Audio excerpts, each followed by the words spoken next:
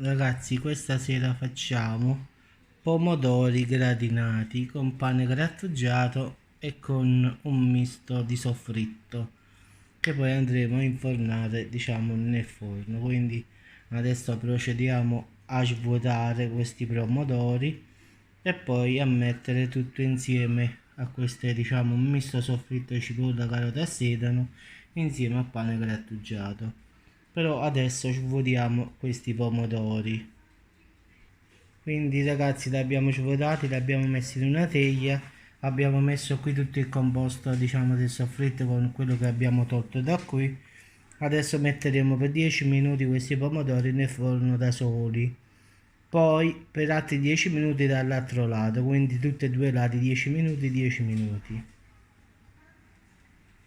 Ragazzi, ho aggiunto anche uno spicchio d'aglio, giustamente ci voleva, e adesso lo aggiungerò insieme al pane grattugiato. Poi quando sarà pronto il pomodoro diciamo, lo imbottisco in effetti e poi lo ritorno a mettere in forno.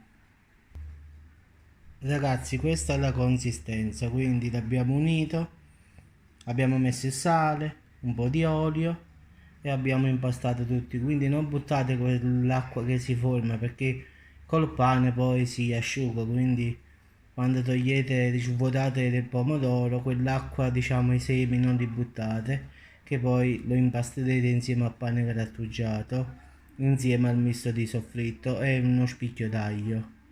Adesso aspettiamo che i pomodori si facciano e poi andiamo a riempire. Adesso li abbiamo girati dall'altro lato e facciamo stare così altri 10 minuti e poi andiamo a riempire.